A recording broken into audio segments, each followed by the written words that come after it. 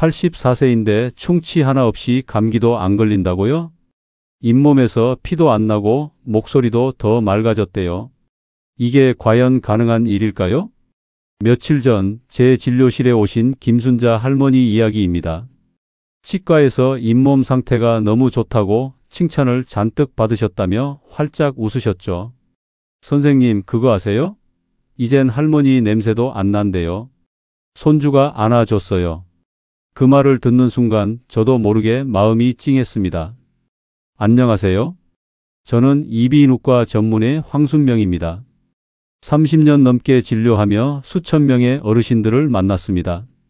그중 80이 넘었는데도 목이 편안하고 입냄새 없이 감기도 잘 안 걸리는 분들이 계십니다. 비결이 뭘까요? 값비싼 영양제도 고급 구강청 결제도 아닙니다. 바로 하루 2번 단돈 100원으로 할 수 있는 소금물 가글이었습니다. 오늘 영상에서는 제가 직접 진료실에서 확인한 소금물 가글의 진짜 효과와 절대 실패하지 않는 정확한 방법, 그리고 환자별로 맞춤 적용한 특별 조합 5가지를 소개해 드릴 겁니다. 혹시 감기만 걸리면 목이 아프고 입냄새나 잇몸 출혈로 걱정 많으신가요? 지금 이 영상을 끝까지 보신다면 치과, 병원, 약국 출입을 확 줄일 수 있는 가장 간단한 방법을 알게 되실 겁니다. 좋아요와 구독, 그리고 알림 설정까지 해주시고 단돈 몇십 원짜리 습관으로 달라진 인생 이야기 지금부터 함께 보시죠. 김영수 어르신은 올해 78. 이곳 진료실에 처음 오셨을 땐 감기 기운에 목이 아프고 잇몸에서는 피가 나고 무엇보다 입에서 냄새가 나는 것 같아 사람들 앞에서 말을 꺼내기 어렵다며 작게 말문을 여셨습니다. 선생님, 약은 그때뿐이에요. 며칠 지나면 다시 아프고 또 병원이고 나이 들어서 그런 거겠죠? 저는 천천히 고개를 저었습니다. 그럴 수도 있고 아닐 수도 있습니다. 한 가지 습관만 바꾸면 다를 수도 있어요. 그날 제가 드린 처방은 약이 아닌 소금물 가글이었습니다. 처음엔 의심스러운 눈치였죠. 하지만 정확히 일주일 후 다시 진료실에 오신 어르신은 이상하게 목이 아플 듯 하다가 그냥 넘어가고 아침에도 입이 개운했어요 라며 조심스레 웃음을 지으셨습니다. 그 짠물 한 모금이 만든 변화는 아주 단순하지만 의학적으로도 충분히 설명할 수 있습니다. 첫째, 소금물은 삼투압 작용을 합니다. 우리 목 안에 점막이 부어 있을 때 소금물이 그 부기에서 물을 끌어내는 거죠. 마치 수건을 짜듯 염증으로 인해 부은 조직이 가라앉습니다. 그래서 목이 붓고 아플 때 소금물 가글이 효과적인 이유가 여기에 있습니다. 둘째, 소금물은 입속 환경을 산성에서 중성으로 바꿉니다. 입속 세균은 산성 환경을 좋아하죠. 특히 충치균은 산도가 낮을수록 활발하게 번식합니다. 소금물은 이 산도를 중화시켜 세균이 자라기 어려운 환경을 만들어줍니다. 셋째, 소금물은 침샘을 자극해 침 분비를 늘립니다. 침은 우리 몸의 가장 강력한 천연 항생제입니다. 하지만 나이가 들면 침이 줄어들고 그 틈을 타 세균이 자리를 잡습니다. 소금물은 그 침샘을 톡 건드려 입안을 촉촉하고 건강하게 유지해 줍니다. 이 모든 작용이 단 200ml의 미지근한 소금물 한 컵 안에 담겨 있다는 걸 환자분들이 깨달으셨을 때 반응은 늘 비슷합니다. 아니, 이렇게 간단한데 왜 아무도 제대로 알려주지 않았나요? 저는 약이 아니라 습관이 병을 이긴다는 걸 믿습니다. 그 습관의 시작은 언제나 아주 작고 단순한 곳에서 출발합니다. 입안이 조금 개운해졌고 목이 전보다 부드러워졌고 사람들 앞에서 말할 때 목소리가 떨리지 않는다면 그건 분명히 하루 2번의 짠물 한 모금이 만들어낸 변화입니다. 아침에 일어나면 입안이 텁텁하다고 느껴보신 적 있으시죠? 입안이 끈적거리고 뭔가 쓴맛이 올라오고 거울을 보면 혀 위에 하얀 막이 낀 것 같기도 하고요. 김명자 할머니는 그 상태를 이렇게 표현하셨어요. 입안이 이렇게 뻑뻑하고 안에서 냄새가 올라오는 기분이에요. 그래서 아침마다 물을 벌컥벌컥 마시게 돼요. 그때 저는 조심스럽게 한 가지 제안을 드렸습니다. 할머니, 물 마시기 전에 소금물 각을 먼저 해보실래요? 한 주 뒤 그녀는 웃으면서 이렇게 말씀하셨습니다. 그냥 물로는 안 되던 게 그 짠물 한 모금으로 개운해졌어요. 입냄새도 덜 나고 속도 덜 더부룩하고요. 여러분, 아침에 그 입안 텁텁함은 단순한 불쾌함이 아닙니다. 밤사이 침샘이 쉬는 시간, 입속 세균은 무방비 상태의 공간에서 마음껏 번식합니다. 그 결과 입안 산도가 낮아지고 세균이 만들어낸 노폐물이 바로 그 텁텁한 느낌과 냄새입니다.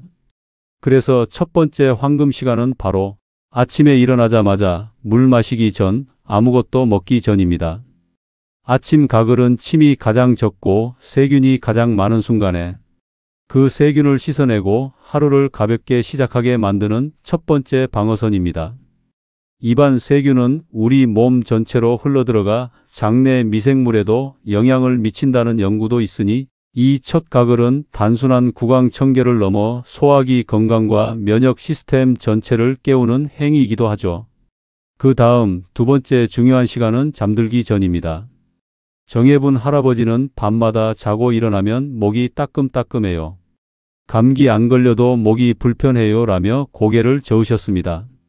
제가 추천한 건 약도 기침 시럽도 아닌 하루 마지막 소금물 가글이었습니다.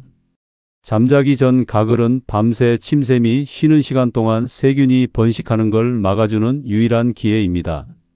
수면 중엔 칫솔도 없고 혀도 잘 안 움직이고 침도 거의 나오지 않기 때문에 입안 세균은 폭발적으로 늘어납니다.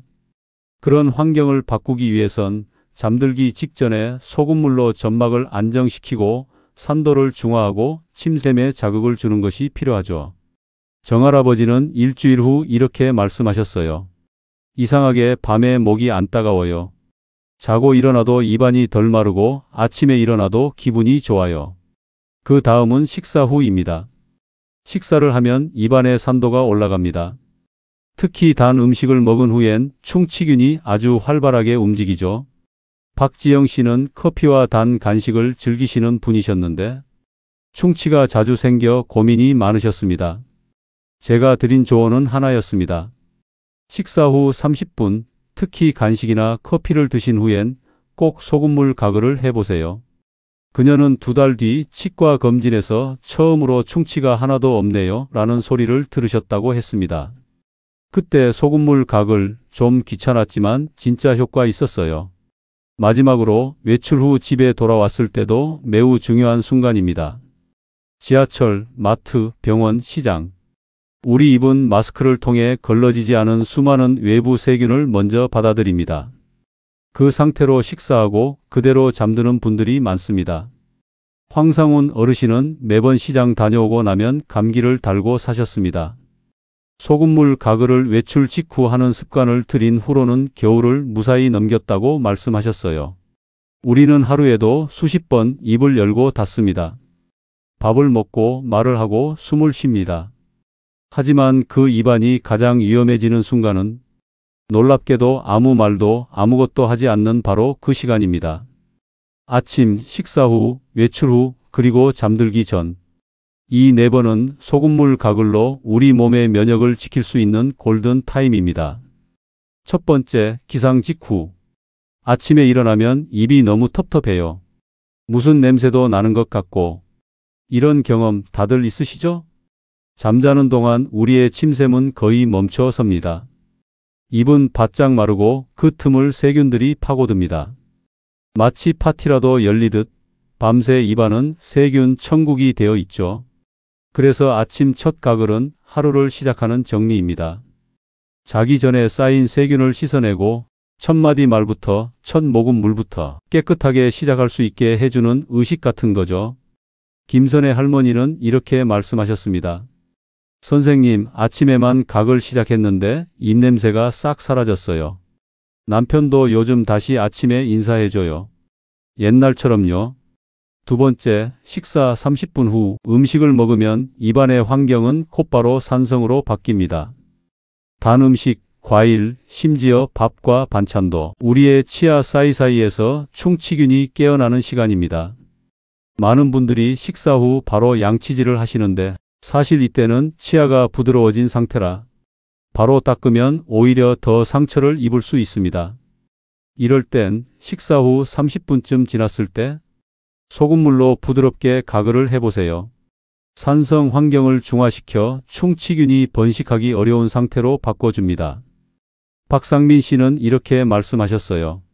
커피 마시고 입이 텁텁했는데 소금물로만 헹궈도 입안이 개운해졌어요. 치과에서 이번엔 충치도 안 생겼다고 하더라고요. 세 번째, 외출 후. 밖에 나가면 수많은 사람들과 공기를 함께 나눕니다. 버스 손잡이, 문고리, 엘리베이터 버튼, 눈에 보이지 않지만 그 위에는 수천 종류의 세균과 바이러스가 들러붙어 있죠. 우리의 코와 입은 이 모든 걸 가장 먼저 맞이하는 입구입니다. 그래서 집에 들어오면 손만 씻는 게 아니라 입도 씻어야 합니다. 김화자 어르신은 요양병원에서 일하셨습니다. 매일 소금물 가글을 안 하면 불안해요. 밖에서 뭐가 들어왔을지 모르잖아요. 그게 저한테는 방역이에요. 외출 후 가글은 우리 몸이 외부와 다시 선 하나를 긋는 행위입니다. 몸의 경계를 다시 그리는 것. 소금물 한 컵이 그걸 도와줍니다. 네 번째, 잠들기 직전. 이건 꼭 말씀드리고 싶어요. 밤은 세균에게 최고의 시간입니다. 침은 줄고 입은 마르고 입안의 온도는 딱 적당해지죠. 그야말로 세균이 증식하기 딱 좋은 조건입니다. 자기 전에 한 번만 고개를 살짝 젖히고 따뜻한 소금물로 목구멍까지 가글을 해보세요. 그 30초가 8시간의 침묵 속 입안을 지켜주는 방패가 되어줍니다. 이정희 씨는 말씀하셨습니다. 이젠 자기 전에 가글 안 하면 불안해서 잠이 안 와요. 다음 날 아침에 입이 너무 개운하거든요. 4번, 기상 직후, 식사 후 30분, 외출 후 잠들기 전. 이 4번의 시간만 기억하셔도 입안은 물론 온몸의 면역 시스템을 새로 고칠 수 있습니다. 소금물 가글은 약이 아닙니다. 하루를 지키는 4개의 울타리입니다. 그리고 그 울타리 안에서 여러분의 건강과 삶이 더 단단해지기를 저는 바랍니다. 여러분, 가글은 약이 아닙니다. 하지만 약보다 꾸준함이 강한 무기가 될 수 있습니다. 그 습관이 아침에 텁텁함을 없애고 밤의 따가움을 줄이고 입안의 건강이 온몸을 바꾼다는 걸 몸으로 증명하게 만들어 줄 겁니다. 건강은 타이밍이다라는 말, 오늘부터는 여러분의 입속에서 실천해 보시기 바랍니다. 입이 좀 지저분하다고 심장병까지 걸리겠어요? 이 말을 들었을 땐 저도 처음엔 웃었습니다. 하지만 시간이 흐르고 환자들을 계속 만나며 그게 웃을 일이 아니라는 걸 절실히 느끼게 되었습니다. 여러분, 우리 입속에는 700종 수천억 마리의 세균이 삽니다. 대부분은 해롭지 않습니다. 하지만 어떤 세균은 조용히 아주 느리게 잇몸을 통해 혈관을 타고 온몸으로 퍼질 수 있습니다. 김성도 할아버지, 올해 74세. 이분은 늘 잇몸에서 피가 났습니다. 칫솔질하다 보면 피가 조금씩 나요. 근데 뭐 나이 들면 다 그렇지 않아요? 그렇게 생각하고 넘기셨습니다. 하지만 어느 날 갑작스럽게 심장 통증으로 병원에 실려 가셨고 진단명은 급성 심근경색. 수술 후 회복 중 심장내과 의사 선생님이 이렇게 말씀하셨답니다. 입속 염증이 만성적으로 있었던 것 같아요. 혈액 내 염증 수치가 꽤 높았습니다. 그날 이후 김 할아버지는 진료실에서 제 손을 꼭 붙잡고 말씀하셨습니다. 선생님, 그때라도 가글 하라고 해주셨으면 내가 그 말을 더 귀담아 들었을 텐데요. 여러분, 단순히 치아만의 문제가 아닙니다. 입속 세균은 혈관을 타고 심장까지 갑니다. 특히 진지발란스균 같은 치주염 유발균은 심근경색, 뇌졸중, 그리고 치매의 뇌 속에서도 발견된다는 사실 알고 계셨나요? 입속의 염증은 침묵 속에서 퍼집니다. 이게 무서운 겁니다. 느껴지지 않기 때문에 대처할 기회 없이 우리 몸속을 바꿔버리는 겁니다. 정화영 할머니의 이야기입니다. 어느 날 할머니는 이가 아픈데 이상하게 가슴이 답답해요 라며 내원하셨습니다. 검사해 보니 심장 판막에 염증이 있었습니다. 그런데 특이한 건 치과 치료를 받을 때마다 항생제를 먼저 처방받아야 한다는 점이었습니다. 왜일까요? 입속 세균이 치과 치료 중 혈관으로 들어가면 이미 약한 심장에 심각한 염증을 일으킬 수 있기 때문입니다. 이건 단순한 이론이 아닙니다.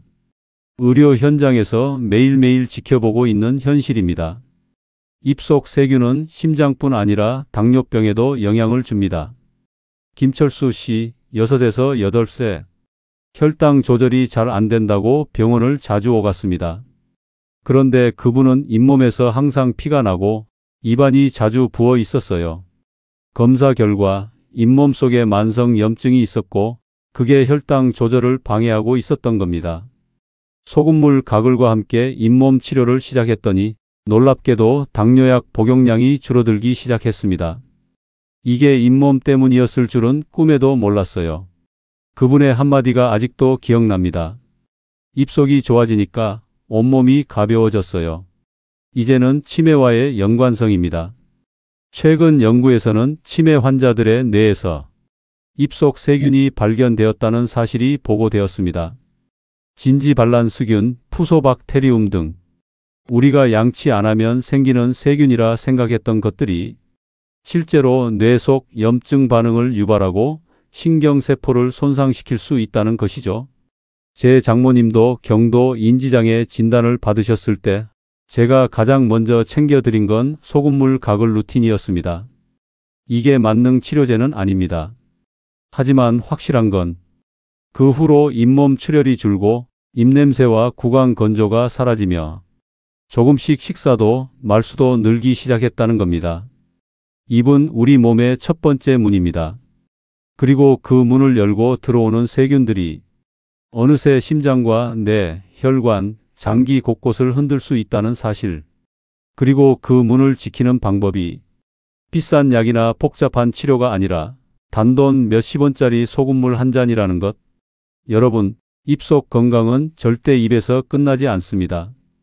그게 건강 전체를 지키는 출발점이라는 걸 저는 오늘도 진료실에서 배우고 다시 말하고 다시 적어둡니다. 많은 분들이 이렇게 말씀하십니다. 소금물 가글 좋다고 해서 해봤는데 별 효과가 없던데요? 그럴 수 있습니다. 하지만 알고 보면 대부분은 방법을 잘 몰라서 그렇습니다. 이정자 할머니는 이렇게 말씀하셨어요. 그냥 입에 물 머금고 몇 번 헹궜는데요. 왜요? 그거 말고 더 있어요? 네, 있습니다.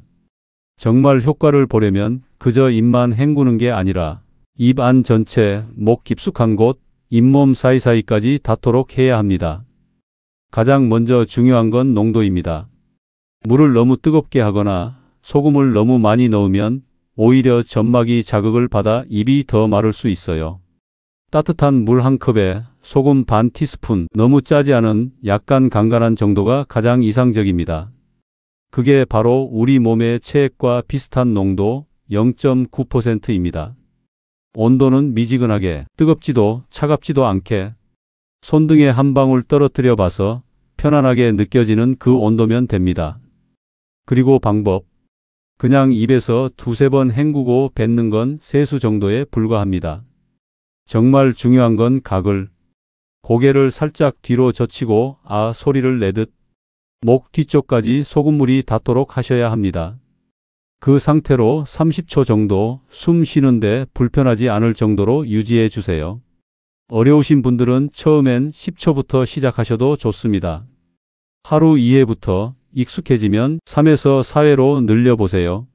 이순남 어르신은 이렇게 말씀하셨습니다. 선생님, 그날은 너무 피곤해서 가글을 건너뛰었거든요. 근데 그날 밤 입안이 텁텁하고 자꾸 침이 마르는 게 느껴지더라고요. 그제야 알았어요. 아, 내가 이걸 진짜 습관으로 들였구나. 입안을 지키는 그 30초. 병원 약보다 먼저 내 몸을 살피는 시간이 될 수 있습니다. 누군가는 말합니다. 그깟 소금물로 뭘 얼마나 달라지겠어. 하지만 저는 압니다. 그 작은 습관이야말로 병을 멀리하는 첫 걸음이라는 걸요. 박성래 어르신은 늘 환절기만 되면 목이 쉬고 기침이 나서 사람 많은 곳에 나가는 것도 불편하셨습니다. 마스크로 가려도 기침 나는 걸 어쩌겠어요. 남들 보기 민망해서 아예 약속을 줄였죠. 그런 어르신께 저는 소금물에 생강즙 한 방울만 타서 가글해 보시라고 말씀드렸습니다. 생강에는 진저롤이라는 천연 항염 성분이 있어 목 안의 미세한 염증과 부기를 진정시키는데 큰 도움이 되거든요. 그렇게 한 달쯤 지나 다시 뵌 박 어르신 웃으며 말씀하셨습니다. 요즘은 아침에 목이 칼칼해도 하루 이틀이면 괜찮아져요. 기침이 나올 듯 하다가 그냥 지나가더라고요. 생강 한 방울로 시작된 변화. 그건 단지 목의 문제를 넘어서 사람들 사이에 다시 웃으며 섞일 수 있는 용기를 만들어 주었습니다. 입 냄새나 충치 걱정이 있으신 분들께는 소금물에 베이킹소다를 아주 살짝 넣는 방법을 권합니다. 양은 쌀 한 톨만큼이면 충분합니다. 이지연 할머니는 늘 입이 끈적해서 하루에도 여러 번 양치를 한다고 하셨는데 베이킹소다 가글을 시작한 뒤로는 이렇게 말씀하셨어요. 아침에 입이 더 개운하고 덜 텁텁해요. 입냄새도 줄었는지 남편이 먼저 말 붙여오더라고요. 베이킹소다는 산성화된 입안을 중화시켜 세균이 자라기 어려운 환경을 만들어줍니다. 특히 단 음식이나 커피를 자주 드시는 분들께 더 효과적이에요. 감기 자주 걸리시는 분들께는 프로폴리스 한 방울을 소금물에 섞는 방법도 추천드립니다. 프로폴리스는 덜이 벌집을 살균하기 위해 만드는 천연 항균 물질이죠. 이재순 할아버지는 매년 독감 시즌마다 병원에 오셨던 분인데요. 선생님, 그거 한 방울 넣은 뒤로는 기운이 돌긴 해도 그냥 이겨내지더라고요. 약 안 먹고도요. 몸이 약한 분들일수록 면역력을 끌어올리는 이런 작은 습관이 더 중요합니다. 주의할 점도 있습니다. 너무 많이 넣으면 입안이 자극될 수 있으니 처음엔 아주 소량부터 시작하세요. 혹시 알레르기 반응이 있다면 즉시 중단하시고요. 모든 재료는 신선하게 오래 두지 말고 쓰세요. 그리고 꼭 기억하셔야 할 건 이 모든 가글의 기본은 소금물이라는 점입니다. 그 한 모금이 매일 반복될 때 몸은 점점 더 가벼워지고 입안은 덜 아프고 약보다 강한 면역의 습관이 만들어집니다. 정혜자 어르신은 말씀하셨습니다. 어릴 때 엄마가 시켜서 억지로 했던 소금물 가글, 이 나이 들어 내가 먼저 하게 될 줄은 몰랐어요. 그런데 이게 제일 오래가는 건강 비법이었네요. 이보다 더 정확한 표현이 있을까요?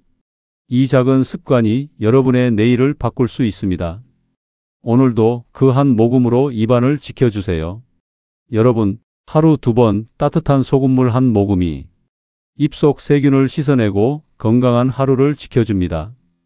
비싼 약이 아니어도 작은 습관 하나가 삶을 바꿔줍니다. 오늘 영상이 도움이 되셨다면 주변 분들과 지혜를 함께 나눠주세요. 구독과 좋아요, 여러분의 응원이 또 다른 어르신의 건강을 지키는 시작이 됩니다. 감사합니다. 건강하세요.